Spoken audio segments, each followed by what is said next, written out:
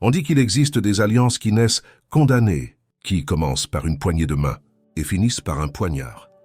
En 1939, le monde entier retint son souffle, quand deux monstres décidèrent de se partager la planète comme une carte en flammes. Hitler et Staline, le serpent et l'ours, dansant sous la même ombre. Cette nuit-là, à Moscou, le ministre allemand Ribbentrop arriva en silence.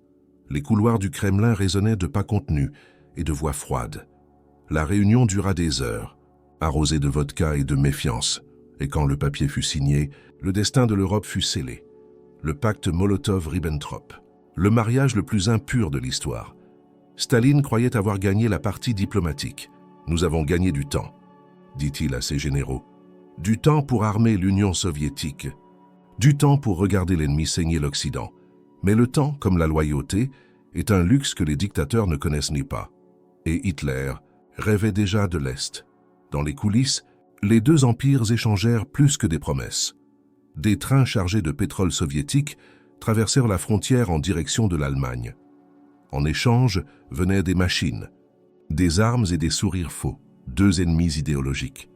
Unis par la convenance, et dans l'ombre le peuple payait le prix de la méfiance. Tandis que l'Europe brûlait, Staline se croyait en sécurité. « Hitler n'osera pas », répétait-il. Les rapports des espions alertaient, des troupes se déplacent à la frontière. Mais Staline ne croyait en personne, pas même en Dieu.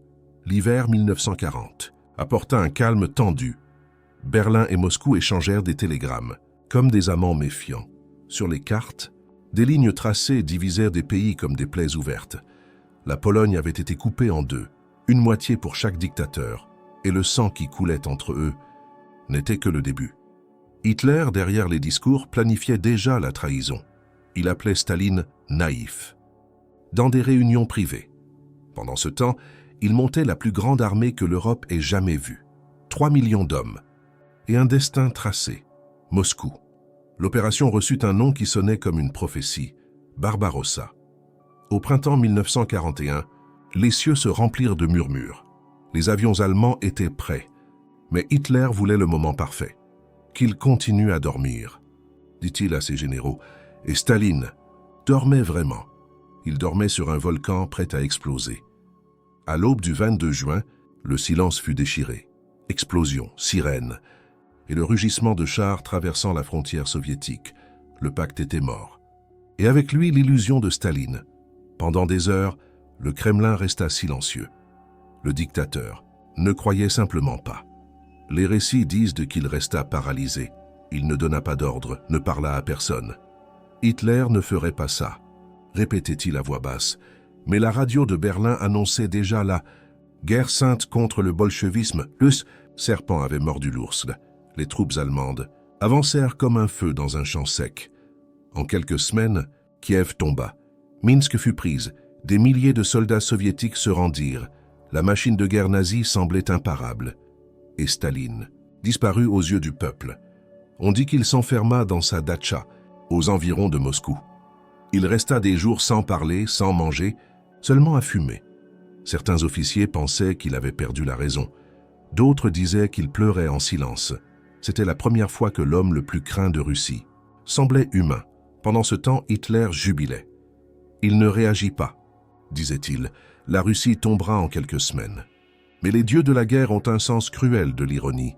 L'hiver approchait, et avec lui, le véritable ennemi d'Hitler. Avant la neige, que vinrent les larmes. Des millions de civils fuyaient des villages incendiés.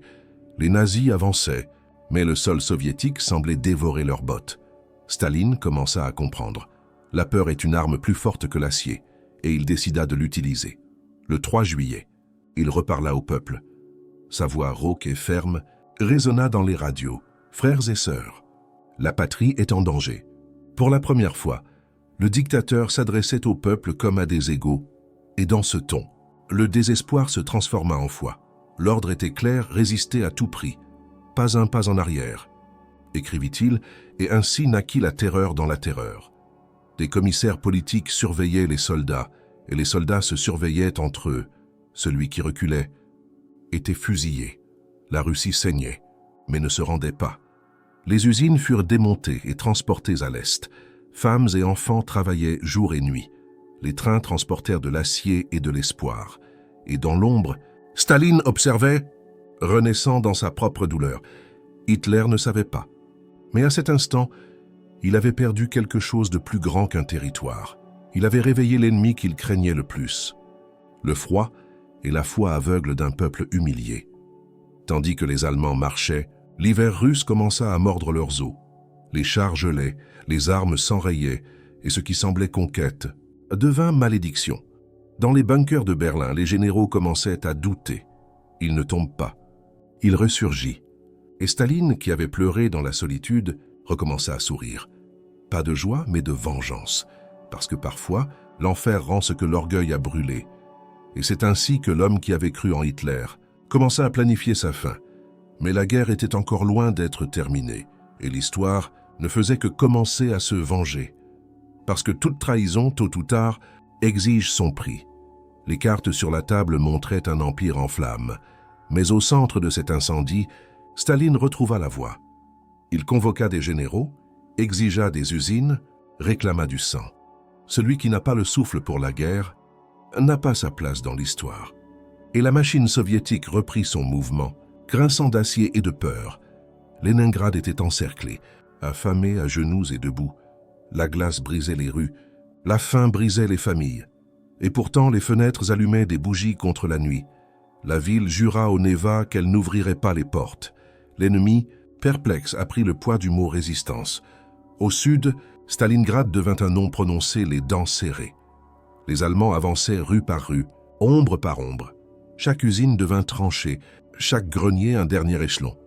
Il n'y a pas de terre au-delà de la Volga, répétèrent les défenseurs. Et la ville, réduite en décombres, refusa le silence. Staline trouva son général pour l'impossible. Zhukov ensemble, ils dessinèrent un cercle autour d'une armée entière. L'opération Uranus fut un couteau caché dans la manche de l'hiver, tandis que Paulus regardait devant. Le siège se refermait derrière, et soudain, le chasseur se découvrit encerclé. Les radios allemandes demandèrent du ciel. Le ciel apporta de la neige. Elles demandèrent de la nourriture. Vinrent des tracts mentant la victoire. Paulus attendit des ordres qui n'apportèrent que condamnation. Quand la faim dévora l'orgueil, le drapeau blanc trembla. Stalingrad ne vainquit pas. Stalingrad ne mourut pas. Ce jour-là, le monde comprit que l'Allemagne pouvait saigner. Et Staline comprit que la peur pouvait se transformer en marche. Les trains vers l'Est crachèrent une fumée, d'urgence. L'industrie soviétique sortit du coma, forcée. Et le Reich pour la première fois regarda l'horloge. À Koursk, la terre trembla sous la plus grande bataille de chars. Tigre et T-34 se mordirent comme des bêtes anciennes. L'air sentait l'huile, la poudre et la rouille chaude. Chaque colline prise coûtait un village de nom. Et à la fin, la marée pointait vers Berlin. La contre-offensive rouge prit le nom de saison. Des opérations au titre de neige et d'acier déchirèrent le front. De Smolensk à Kiev, les flèches rouges avancèrent. Les villes libérées étaient des fantômes de briques, et les fantômes demandaient justice les mains vides. Staline transforma la douleur en rituel d'État. Des médailles furent frappées avec le métal du deuil, défilés, hymnes, portraits fixés au mur froid. La patrie gagna une liturgie de survie, et le dictateur de nouveau la pose de statue. Mais la statue avait des fissures qu'il n'admettait pas. L'ordre 227, pas un pas en arrière, laissait des cadavres sans gloire. Des troupes de barrage tiraient sur ceux qui reculaient. La victoire marchait, accompagnée d'ombre. Le moral, parfois, était un fusil pointé vers l'intérieur. Au nord, la faim n'oublia pas Leningrad. Des mères échangèrent des bagues contre un verre de soupe. La route sur le lac gelé devint un pont vers la vie. Des camions traversaient l'Aube comme des prières en caoutchouc. Et chaque voyage était un enfant sauvé de justesse. La guerre n'était pas seulement le front, c'était la cave, la cuisine, l'usine. Les femmes apprirent le poids de la clé à molette. Les enfants savaient additionner en cartouches. L'hiver devint un collègue de travail. Et le calendrier enfila l'uniforme. Hitler, de l'autre côté, perdit le contact avec le réel. Il exigeait des attaques là où il n'y avait que de la boue.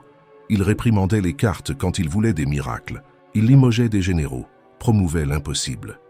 Et l'impossible factura avec un timbre de défaite. Staline paya aussi ses prix secrets. Il déporta des peuples entiers sous le sceau de la suspicion. Il déplaça des frontières humaines comme on déplace des caisses. Dans le froid du Kazakhstan, naquirent de nouvelles absences. La victoire, même avant d'arriver, demandait déjà des excuses. Le renseignement soviétique affina l'oreille de l'État. Cryptographes, espions, déserteurs aux nouvelles amères. Tandis que le Reich perdait haleine, Moscou gagnait des uniformes en silence. Les rapports valurent à nouveau plus que les bravades, et la paranoïa désormais servait d'alarme.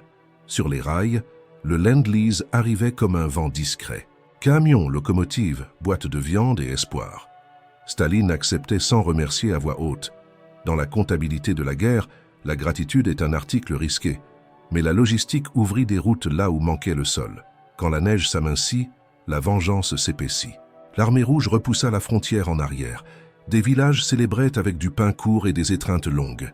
Les synagogues pleuraient des noms sans retour.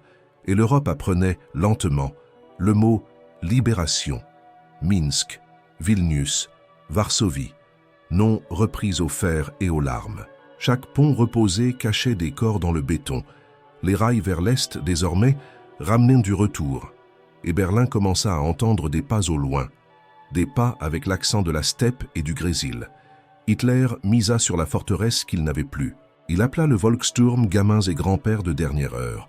Il munit le désespoir de propagande. Mais l'affiche ne tient pas une porte brisée, et la porte se brisa.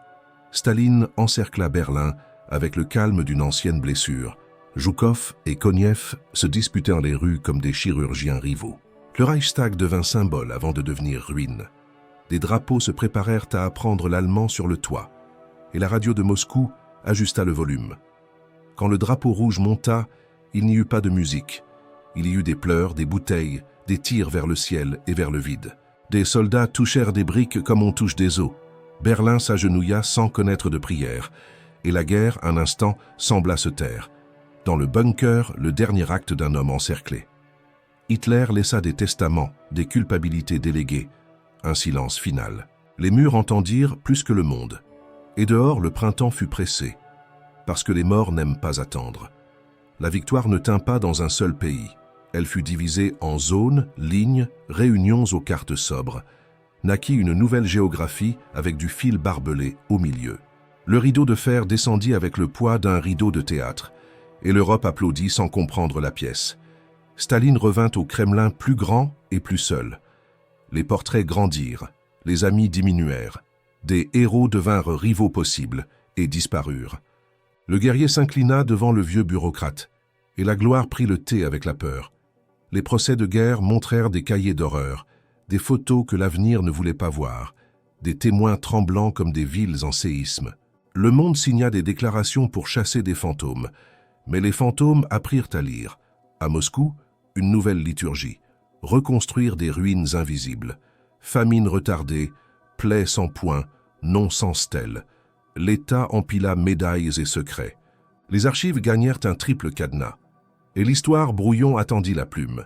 De l'autre côté de l'océan, une autre puissance s'éveilla entière. Les États-Unis mesurèrent le monde avec une règle atomique. L'URSS répondit avec des mathématiques et de l'acier. L'amitié des tranchées devint échec de laboratoire, et le plateau échangea char contre équation. Le mythe de Staline grandit comme une ombre à midi, film, buste, slogan de granit.